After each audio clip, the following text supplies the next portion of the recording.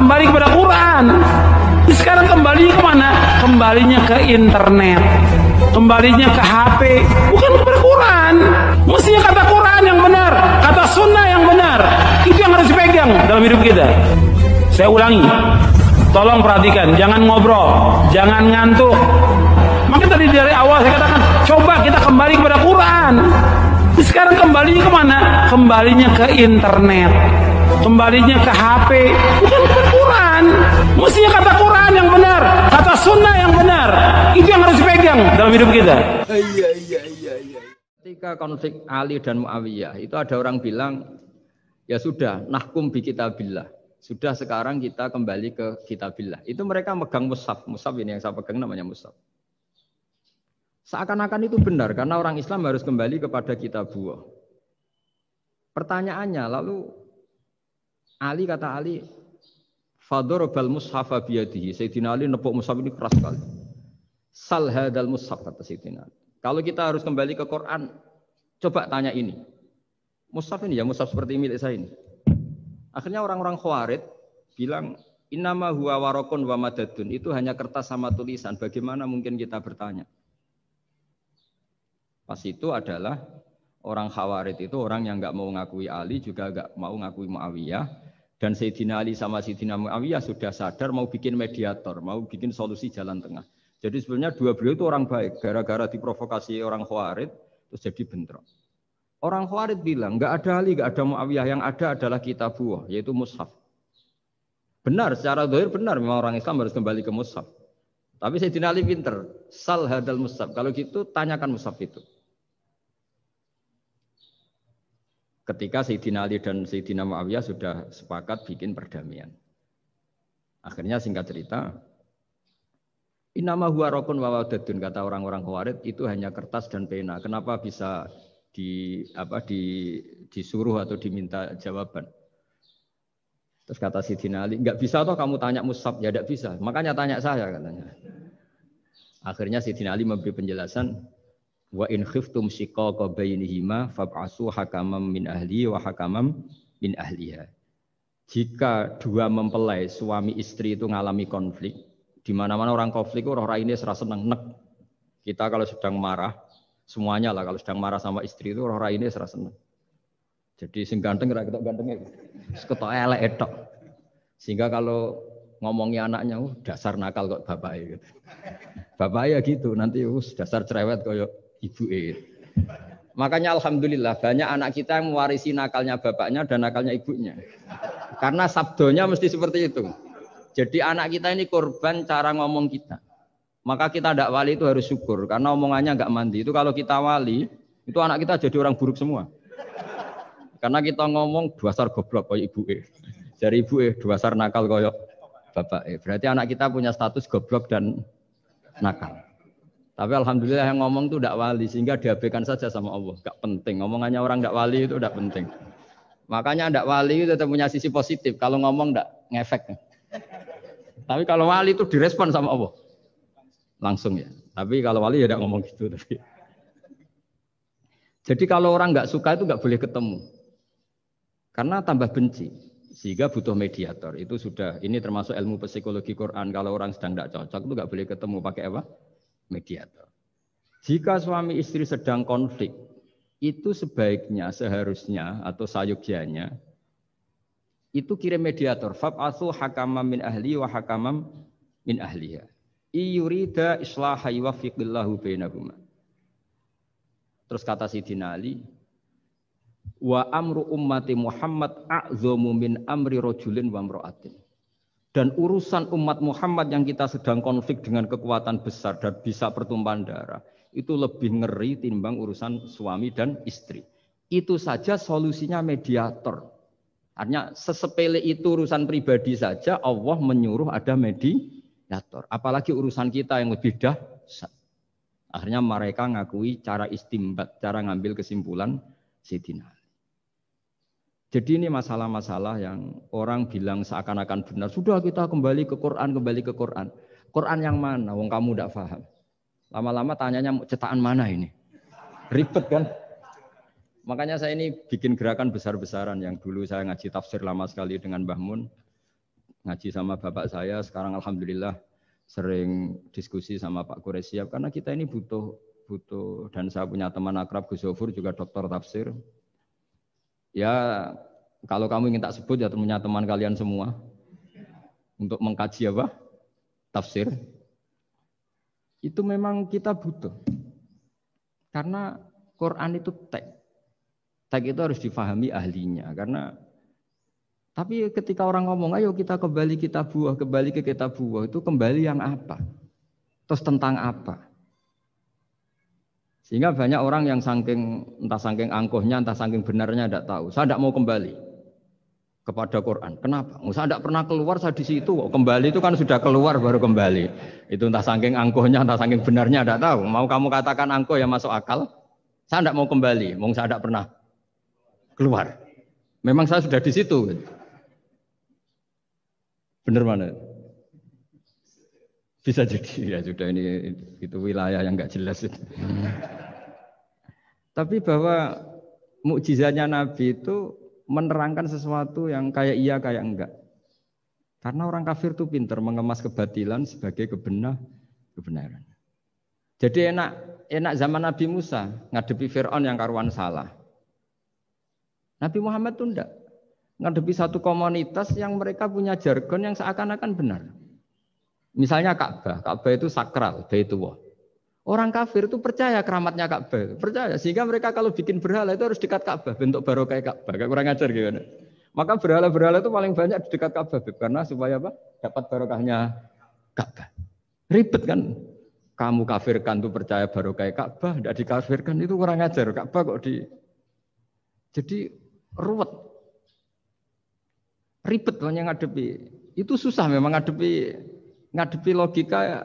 Makanya kan apa ya kayak kita ngerawat anak itu. Mau dilonggar nanti manja terus goblok. Mau dikerasin nanti minggat, ribet kan.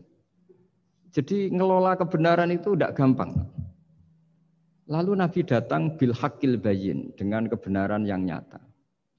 Dimulailah dari surat diantaranya lam yakunil ladzina kafaru min ahlil kitab wal musyrikin munfakina hatta ta'tiyahumul bayyinah. Bayyinah itu siapa? Rasulun minallah yatlu suhufam mutahharah.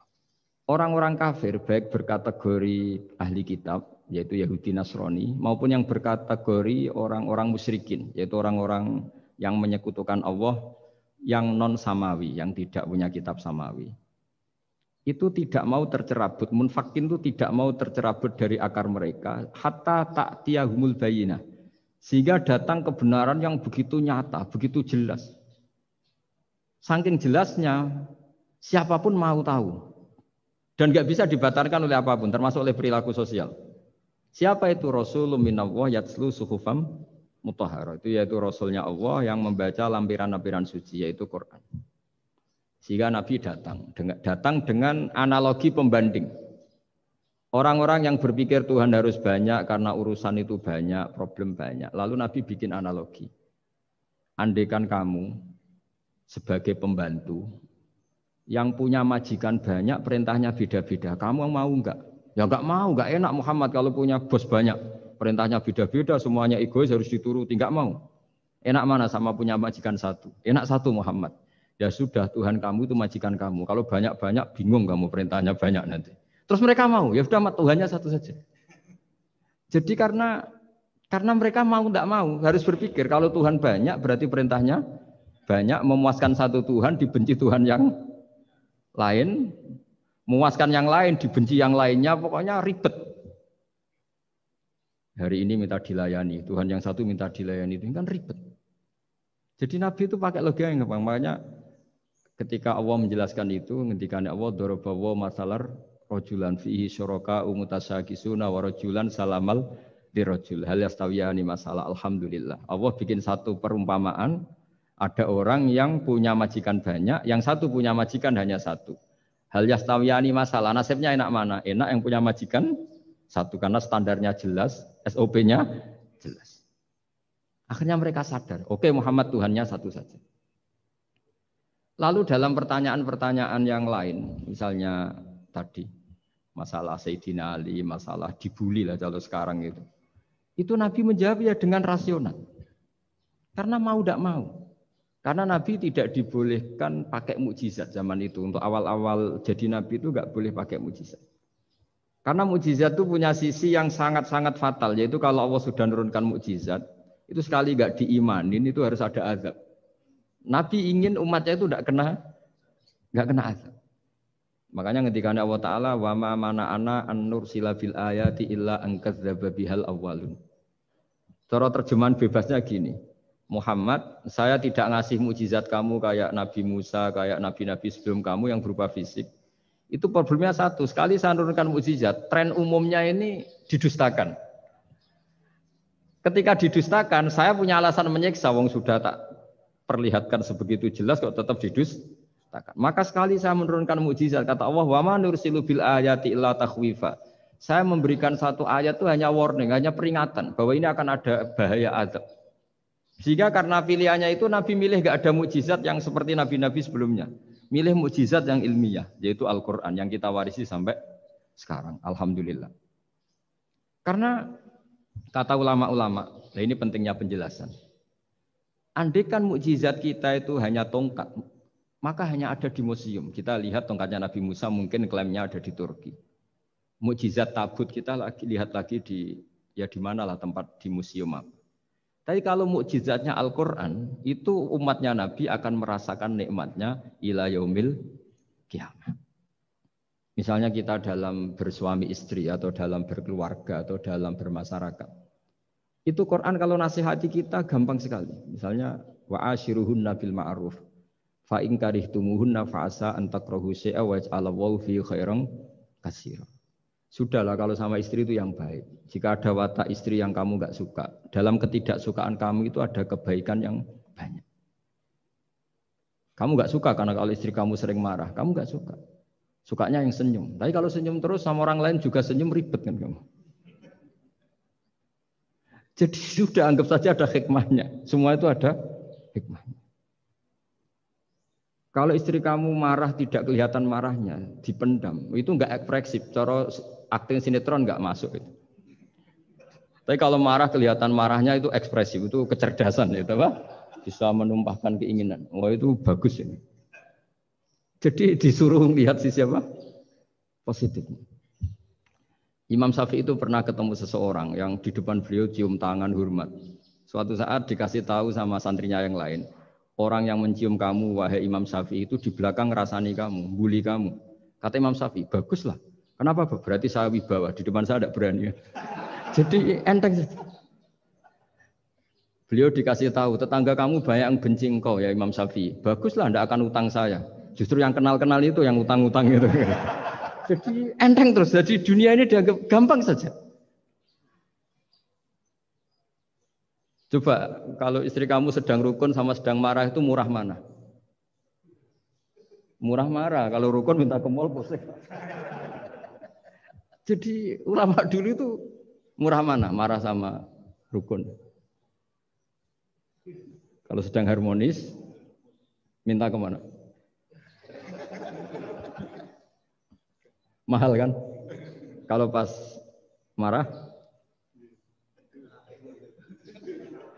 Jadi ulama dulu itu lucu, apa ya? Gampang sekali nanggapin sesuatu itu. Imam Abu Hanifah itu kalau ketemu yang utang beliau itu dia yang sembunyi karena malu. Kalau kita kan enggak, yang sembunyi yang utang. Kalau Abu Hanifah enggak. Yang sembunyi itu Abu Hanifah. Kasihan dia malu kalau ketemu saya, kan masih punya utang saya. Itu kalau kamu ingin jadi wali itu gitu. Kalau ketemu yang utang kamu yang lari. Itu bisa bank tutup karena yang lari yang ngutangin.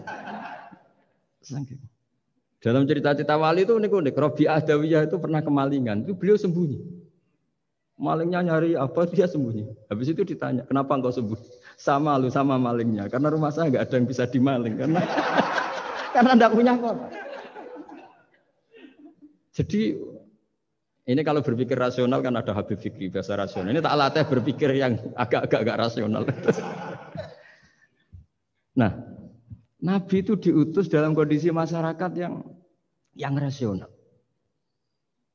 Sehingga repot. Dan yang tidak rasional itu punya kecakapan olah kata sehingga seakan-akan rasional. Makanya ada kalimat terkenal di kalangan ulama, kalimatu haqqin urida bihal batil. Omongannya benar, tapi maksudnya tidak benar. Kayak tadi, la hukma illa lillah. Tidak ada hukum kecuali yang ada di Quran. Tidak ada hukum kecuali yang diturunkan Allah. Pertanyaannya, apa itu? Ya Quran. Lah iya apa? Makanya kata Sidina Ali, ya sudah, sal hadal mushaf. Tanya mushaf kamu. Wah ya tidak bisa, itu kan hanya kertas sama tulisan. Makanya tanya ulama, kata Sidina Ali.